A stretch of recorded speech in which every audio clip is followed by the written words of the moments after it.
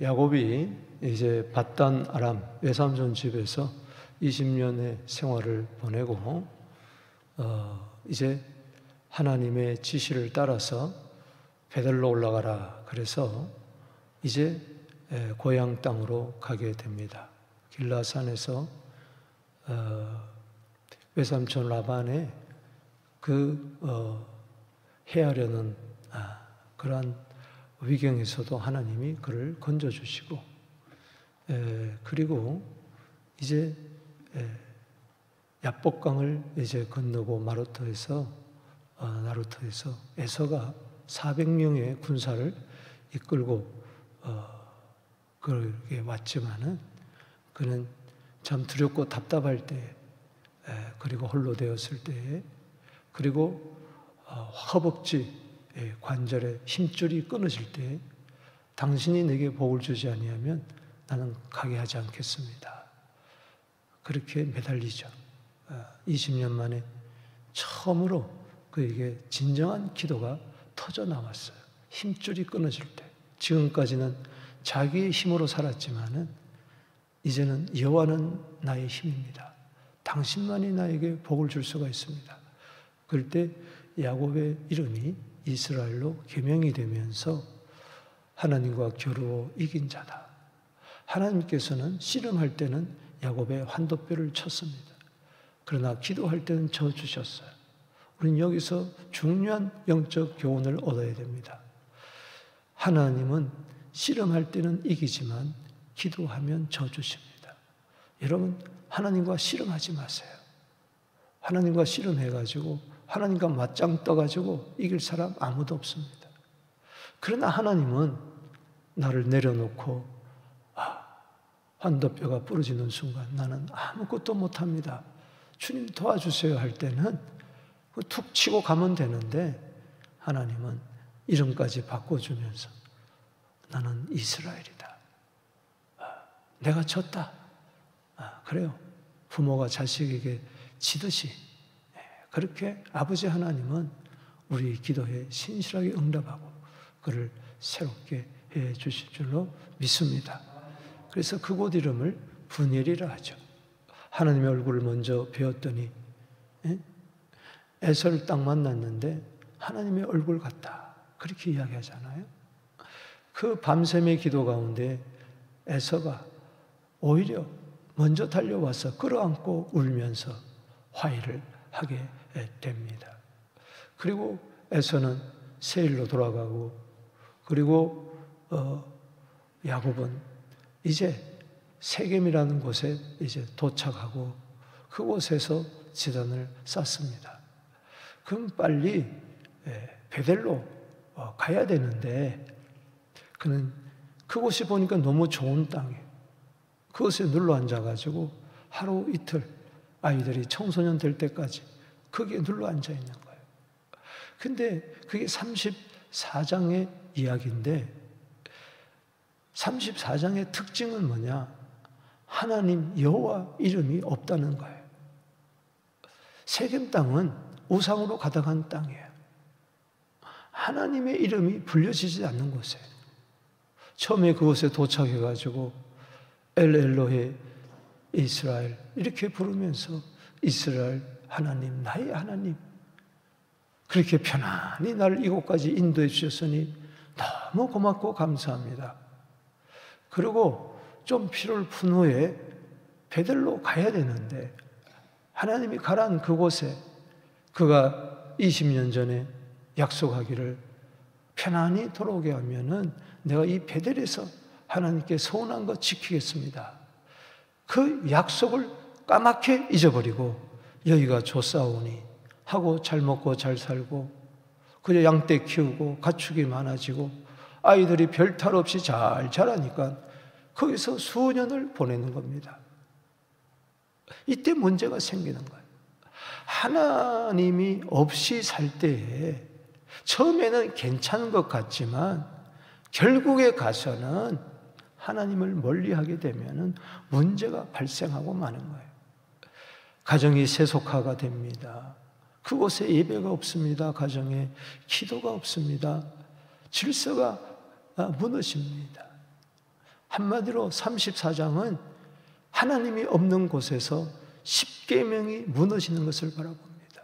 1계명에서 4계명, 하나님과의 관계가 무너지니까는 5계명부터 시작해서 10계명까지 부모 공경도 안 하고 살인이 일어나고 간음이 일어나고 도적질하게 되고 거짓말하게 되고 그리고 남의 것을 노략질하고 탐심하는 이 10계명이 한꺼번에 무너지는, 한마디로 파탄나는 그 가정의 모습을 바라봅니다. 딸 디나가 소녀가 되었을 때에 하나밖에 없는 딸이잖아요. 그 딸이 부러워서 보러 나갔다가 세겜에 이라는 곳에서 세겜의 이름을 가진 하몰의 그 아들에게 강간을 당합니다. 정조를 더럽히는 거죠. 이 사건으로 인해서 할례를 빙자해서 할례 받으면은 딸을 주겠다, 내 동생을 주겠다, 세겜에게 그렇게 이야기를 하면서 시몬과 레위는 할례 받고 세겜 족속들이 전부 다 누워 있을 때 칼을 갖고 가서 다 죽여버립니다. 그곳 남자들을 다 죽여버려요. 그리고 나머지 아들은 시체를 넘어 모든 양떼, 가축떼, 재산을 전부 다 노략질하고 부녀를 잡아오고, 이 광경을 본 야곱은 무기력하게 너희가 내게 화를 주고 이 마을 사람들에게 악취를 내겠다. 따라합시다. 악취. 그래요. 하나님 없는 곳에는 냄새 나는 겁니다. 인간 냄새 나는 거예요. 에레미야 17장 9절에 사람의 마음이 부패했다 그랬는데 그거 누가 알겠느냐? 썩은 냄새 나는 그 냄새가 펄펄 풍기는, 향취가 아니라 악취가 나는 인생이 되고 맙니다. 그리고 부모를 거역합니다. 너희들이 왜 그렇게 했냐? 아니 내 딸을 창녀같이 대우하는데 우리가 가만히 있으면 되겠습니까? 화를 내고 죽이고 노략질하고 사람의 썩내는 것이 하나님의 의를 이루지 못합니다. 하나님이 없는 정의는 폭력일 뿐인 것입니다. 자기 의를 드러내는 복수심밖에 없는 것입니다. 그러니 이제 큰일 났습니다. 그 마을 전체, 그 부족 전체, 세겜이 얼마나 넓은 땅인데 쳐들어오면 어떡합니까? 몰살당하게 된 거예요. 피에 피비린 나는 복수가 야곱부터 시작해서 12자녀 다 죽고 아내들 다 죽고 다 뺏기고 그럴 판이에요. 그런데 놀라운 것은 35장에 들어와서 따라합시다. 하나님이, 거기다 동그라미 치세요. 35장 1절에 하나님이, 34장에는 1절에서 31절까지 하나님 여호와란 나타나지 않을 때에 엉망진창 악취밖에 풍기지 않는 그 가정에 뭐 아버지도 아들도 딸도 다 똑같은. 그런데 하나님이 얼마나 됩니까? 실은 하나님이 안 계시는 게 아니라 저희들 의식 속에 하나님이 없었던 거죠. 저들 마음속에 하나님을 둘 만한 자리가 없었던 거예요. 하나님 없는 빈자리에 부끄러움과 수치, 살인과 폭력, 복수, 노략질, 악취만 가득했던 그곳에 하나님이 다시 나타납니다. 야곱아, 일어나 베들로 올라가라. 여기 35장 1절에 하나님이 야곱이 이르시되 일어나 베들로 올라가라. 그게 네 살 길이다. 그것이 너 회복의 길이다. 사랑하는 성도 여러분, 요즘 하나님과 혹시 멀어지지 않았습니까? 예배를 드려도, 기도를 해도, 성경을 읽어도 아무런 감동도 없고 감흥도 없고 깨달음도 없고 그저 그렇지 않습니까? 냄새나 불 풍기면서 인간적으로 그렇게 살지 않습니까? 입으로는 하나님을 시인해도 행위로는 부인하는 실천적 무신론자가 아닙니까? 그러나 하나님은 찾아오세요. 너 회복해야 된다. 너 다시 새로워야 된다. 네가 만약에 세겜 땅에 그대로 있으면은 너 다 몰살당한다. 빨리 일어나 베들로 올라가라. 일어나 베들로 올라가라는 것은 회복을 이야기합니다. 여러분, 세겜에서 베델은 약 한 30-40km 되는데 그것은 내려가는 길이에요. 북쪽에서 남쪽으로 내려가는 길이에요. 그런데 하나님은 올라가라, 베델로 올라가라. 무슨 이야기입니까? 네가 지금 계속 내려가고 있으니 이제는 올라가라. 영적인 것을 이야기하는 것이지 단지 지리적인 것을 이야기하는 게 아니에요. 네가 사닥다리를 보지 않았느냐? 창세기 28장에서 네가 도망자가 되어 속 있는 자가 되어 정처 없이 절망 속에 도망갈 때에 내일 일을 알지 못할 때에 꿈에 돌베개하며 잘 때에 사닥다리를 보지 않았느냐? 올라가라. 하나님께 올라가라. 할렐루야. 여러분, 내 신앙이 올라가고 있습니까? 내려가고 있습니까? 내려가는 나를 다시 붙잡아서 주님은 말씀하십니다. 올라가라. 여러분, 이 베델로 올라가는 길, 이 회복의 길에 있어서 중요한 3가지 교훈이 있습니다. 이것은 옛날 이야기가 아니에요. 오늘 말씀을 통하여 거울로 삼아 나를 바라보면서 오늘 나에게 주어지는 영적 교훈과 지침이 뭔가 오늘 3가지로 깨닫게 되기를 바랍니다. 먼저 1절에서 8절, 그리고 19절에서 15절, 16절에서 29절 이렇게 나누어서 생각해 보겠습니다. 먼저 1절에서 8절은 따라합시다. 영적 방해물을 제거하라. 아멘. 왜 세겜 땅에 머물렀느냐? 이것 때문에 그렇습니다. 여기 2절 말씀. 자, 1절, 2절 읽어봅시다. 시작. 하나님이 야곱에게 이르시되 베들로 올라가라. 거기 거주하며 내가 형 에서의 낯을 피하여 도망하던 때에 내게 나타났던 하나님께 거기서 제단을 쌓아라. 2절 거기 줄을 치고 읽어봅니다. 시작. 야곱이 이에 자기 집안 사람과 자기와 함께 모든 자의 너희 중에 있는 이방 신상을 버리고 자신을 정결케 하고 너희들의 의복을 바꾸어 입어라. 이게 뭡니까? 34장에 세겜에서 하나님이 없어요. 여호와가 없어요. 주님이 없어요. 그런데 뭐는 가득해요? 그 집안에 이방 신상은 가득하다.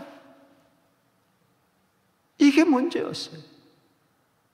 라헬이 아버지 집을 떠날 때에 드라빔 우상을, 가정수호신을 가지고 오지 않았습니까?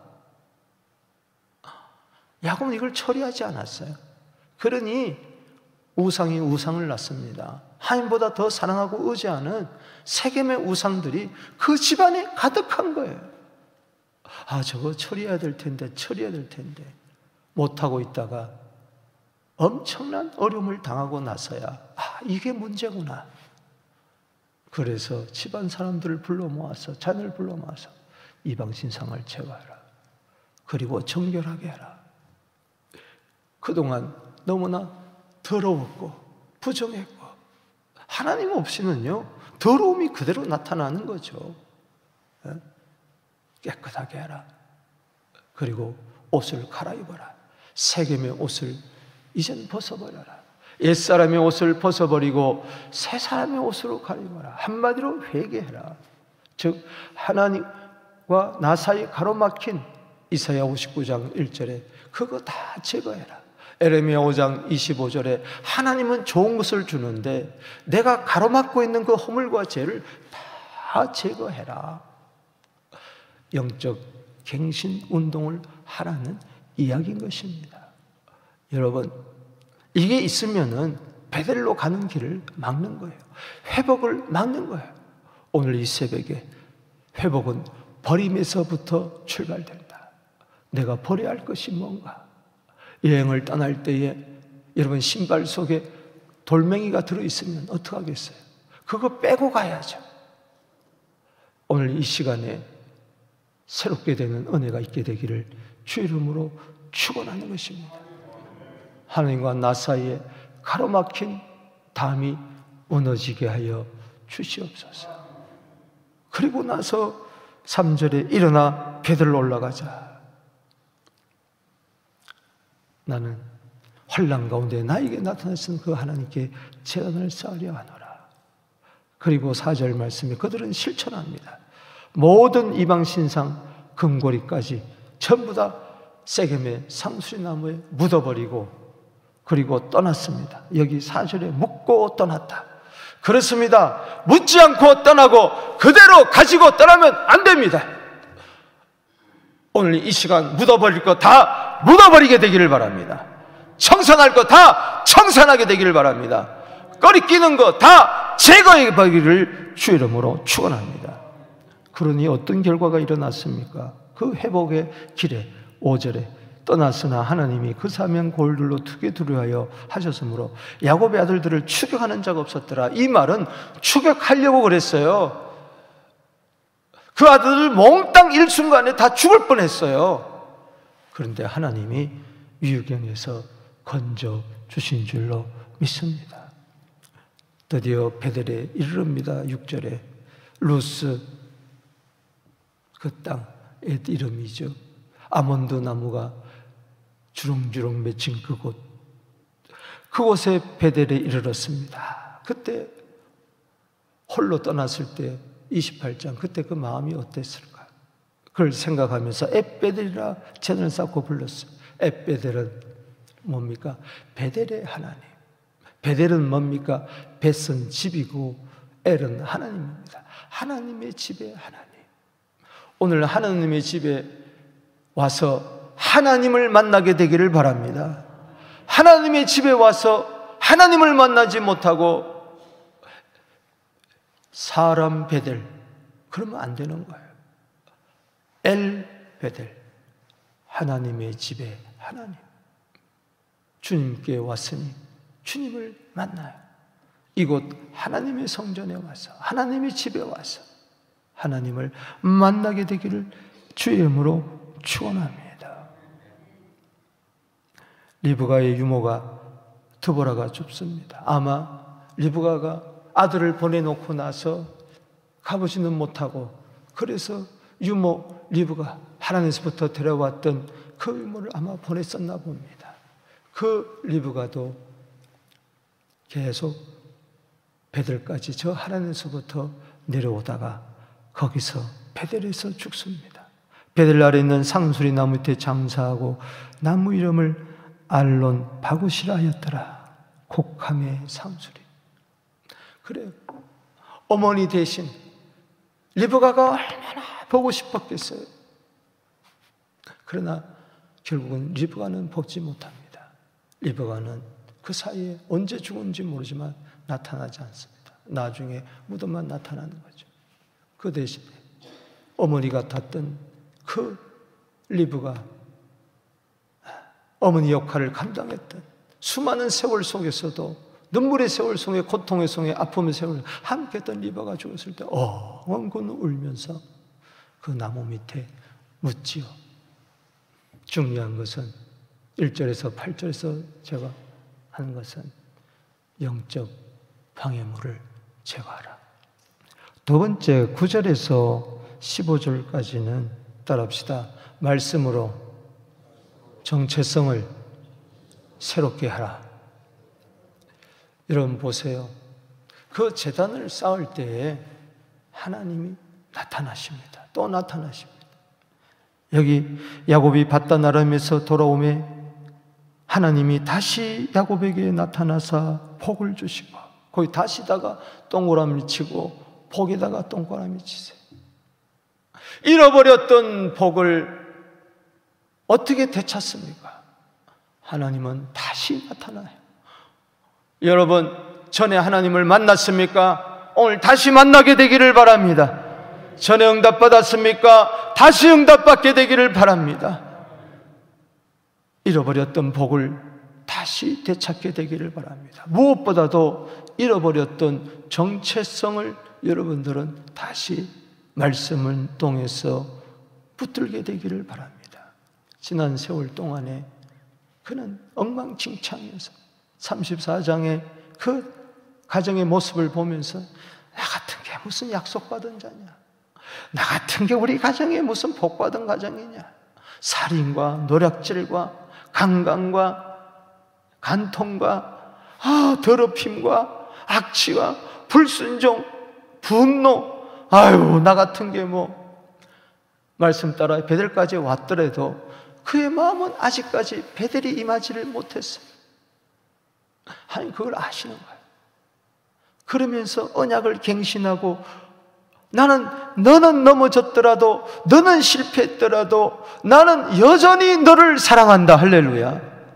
내 약속은 사라지지 아니했다 하면서 약속을 재확인해 줍니다. 10절 말씀 보세요. 놀랍습니다. 하나님이 그에게 이르시되 내 이름이 야곱이지만은 내 이름을 다시는 야곱이라 부르지 않겠고 이스라엘이 내 이름이 되리라. 그가 그 이름을 이스라엘이라 부르고. 할렐루야. 창세기 28장에 환도뼈가 부러지면서, 창세기 32장에 환도뼈가 부러지면서 26절에 내게 복을 달라고 할 때 네 이름이 뭐냐? 야곱입니다. 간사한 자입니다. 너는 야곱이라 하지 말고 이스라엘 하라. 네가 하나님과 겨루어 이겼다. 그것을 다시 재확인하는 거예요. 아, 그렇구나. 나는 야곱이 아니지. 나는 이스라엘이다. 나는 간사한 자가 아니지. 실패한 자가 아니지. 나는 이스라엘이다. 할렐루야. 새로운 정체성을 가지게 됩니다. 그리고 11절에 하나님이 그에게 이르시되 나는 전능한 하나님이라. 생육하며 번성하라. 한 백성과 백성들의 총회가 내게서 나오고 왕들이 내 허리에서 나오리라. 왕족이 되겠다. 후손에 대한 약속. 그 왕 가운데 다윗 왕이 나오고 거기서 만왕의 왕 메시아가 나오는 것입니다. 12절에 시작. 내가 아브라함과 이삭에게 준 땅을 내게 주고 네 후손에도 그 땅을 주리라.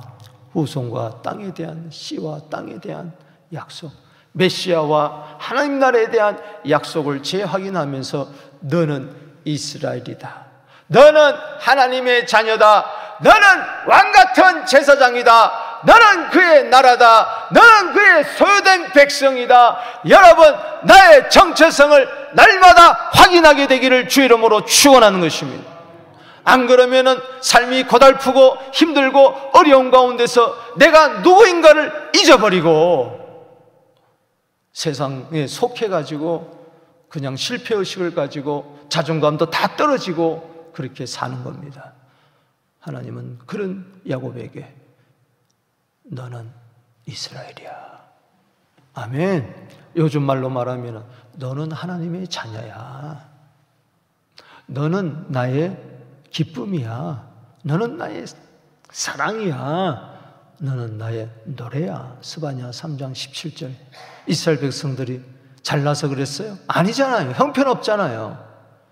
바빌론에게 멸망당할 수밖에 없는 그들을 하나님은 너는 내 기쁨이다, 사랑이다, 내 노래다. 마찬가지예요. 오늘 여러분, 나의 정체성을 돈에다 두지 말고 나의 정체성을 인생의 그 성공이나 거기다 두지 말고 말씀을 붙드세요. 하나님이 약속을 기억하게 하잖아요. 말씀 안에서 나는 이스라엘이다. 나는 하나님의 택함 받은 자다. 나를 통하여 하나님이 영광 받으신다. 아멘. 여기서 일어나는 겁니다. 잠언 24장 16절에 의인은 7번 넘어질지라도 다시 일어난다. 아멘. 왜? 시편 37편 24절에 하나님이 오른손으로 그를 붙드시기 때문에 벌떡 일어나서 다시 회복의 길을 떠나게 되는 것입니다. 링컨은 그런 유명한 이야기를 했습니다. 하나님의 약속은, 말씀은 내 인생의 유일한 버팀목이라 그랬어요. 오늘 이 말씀을 통해서 다시 일어나게 되기를 주 이름으로 축복합니다. 그 다음에 세 번째 16절에서 29절까지 따라합시다. 고난을 믿음으로 재해석하라. 믿음으로 고난을 재해석하자는 것입니다. 이제 베델에서 길을 떠나 하나님께서 31장에 보면은 출생지로 돌아가라 그런 말이 있어요. 그래서 이제 아버지 만나러 이제 헤브론으로 그는 가게 됩니다. 그래서 길을 떠나 베델에서 에브라스에 이르릅니다. 그런데 얼마간 거리를 둔 곳에 라헬이 해산을 하며 난산을 하게 됩니다. 아마 세겜에서 하나님이 그 가운데서도 세겜의 마지막 해에 하나님이 라헬의 태를 열어주셔서 요셉에 이어서 베냐민을 허락해 주셨어요. 이게 참 하나님의 은총이죠. 그런데 그는 아야 배야 하면서 막 양수가 터지면서, 그게 무슨 병원이 있었겠어요. 노중에 그 난상 끝에 큰 열이 펄펄 끓으면서 땀이 쭉쭉 흐르면서 막 죽어가면서 베노니 산파가 등남했다 해도 베노니 등남했다는 거 보니까는 거의 아이를 다 낳았다는 거죠. 그러면서도 베노니 슬픔의 아들. 이럴 때에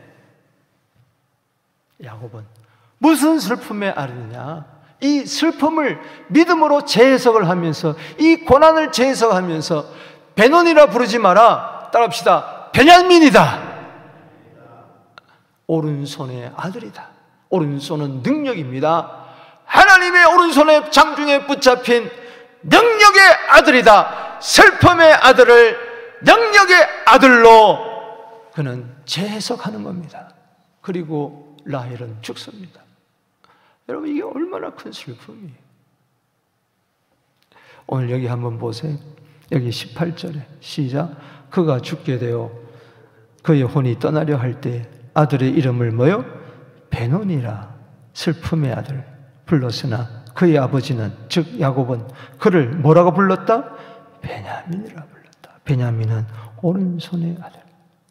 그토록 사랑했던 라헬, 7년을 수일같이 지나면서 얻었던 그 라헬, 또 그 라헬을 얻기 위해서 또 7년 봉사했던 14년 세월을 통해서 얻었던 그 사랑하는 아내 라헬, 요셉을 낳고 베냐민을 낳았던 그 라헬이 에브라 곧 베들레헴 길의 장사가 됩니다. 여러분, 에브라스는 양떼이라는 뜻입니다. 목자의 양떼라는 곳이에요. 이곳에 다윗이 양을 칩니다. 그리고 이곳에 누가복음 2장에 보면은 양떼들이 밤에 목자들이 양을 칠 때에 천사가 나타나서 온 세상에 미칠 기쁨의 좋은 소식을 너희에게 전하노라. 지극히 높은 곳은 하나님께 영광이요 땅에서는 기뻐하는 사람 중에 평화로다. 그곳에 가보면은 천사들의 교회가 있어요. 목자들의 교회가 거기 있습니다. 베들레헴은 바로 떡집이라는 곳입니다. 이곳에 누가 났습니까? 예수님이 베들레헴에 났어요. 그래요. 고난을 재해석하십시다. 그냥 긍정적인 마인드가 아니라 예수 안에서 믿음으로 고난을 재해석하게 되기를 주 이름으로 축복합니다. 라헬의 모배를 세우고 에델망대를 지나 이제 여기 에델망대가 그렇습니다. 죄송합니다. 이 에브라스는 베들레헴의 옛 이름이고 여기 21절에 에델망대를 지나 그곳에 이제 묻은 거죠. 에델이 그렇다는 겁니다. 양떼. 에델의 천사들이 나타나서 소식을 전한 것이죠. 자, 22절에 이스라엘이 그 땅에 거주할 때 루벤이 가서 그 아버지의 첩 비라와 동침함에 이스라엘이 이를 들었더라. 야, 이거 보세요. 회복의 길이라고 해서 어려움이 없는 게 아니에요. 여러분, 저 천성길을 가는 데 있어서 내 영원한 아버지 하나님을 만나러 가는 그 길에 있어서 여러분, 왜 어려움이 없겠습니까? 왜 고난이 없겠습니까? 어젯밤에도 우리 교회 여러분 수도관이 터져가지고, 만약에 그 시간에 사람이 없는 시간이에요. 저도 어제 밤늦게 갔어요. 그때까지만 해도 안 텄어요. 전부 다 공항에 가서 이렇게 둘러보고 문 다 단속하고 제가 늦게 가. 그때마다 물 안 터졌어요. 그런데 얼마 있다가 물이 터진 거예요. 그러나 밤새도록 서너 시간 했으면 여기가 물바다가 됐을 거예요. 하나님이 도와주셨어요. 할렐루야. 고난이 있습니다. 어려움이 있습니다. 장자 루벤이 어찌 라헬의 시녀, 자기 그래도 첩인데 그거를 통과하는 이런 아픔이 있습니다. 그건 야고는 한 말이 없어요. 왜? 하나님께 맡기는 것밖에 없어요. 이미 일어난 일인데 어떡하겠어요? 믿음으로 재해석하게 되기를 바랍니다. 그런데 놀라운 것은 여기 야곱의 12아들이 완성체로 여기 26절까지 나타납니다. 특별히 여기 유다를 통해서 누가 옵니까? 예수님이 오십니다. 할렐루야. 루벤이 그런 나쁜 일을 했지만 또 요셉을 또 살려주기도 합니다. 그렇기 때문에 한 단면만 보지 마시고 회복의 길에 이런저런 어려움이 있다 할지라도 그래도 나는 갈 길을 간다. 할렐루야. 27절 보세요. 드디어 야곱이 기럇야르바 최종 목주인 마므레 그 아버지 이삭에 있습니다. 기럇야르바는 아브라함과 이삭이 거류하던 따라합시다. 헤브론이더라. 드디어 헤브론의 교제란 뜻, 거기에 도착하게 됩니다. 여기에 막벨라 굴이 있는 곳이죠. 여기에 모든 조상들의 무덤이 있는 곳입니다. 여기에 묻히는 곳입니다. 헤브론에 왔어요. 아버지의 나이는 이미 와보니 180세였어요. 그럼 야곱의 나이가 지금 어느덧 60세에 나왔으니까 야곱의 나이도 어느덧 120세가 되었어요.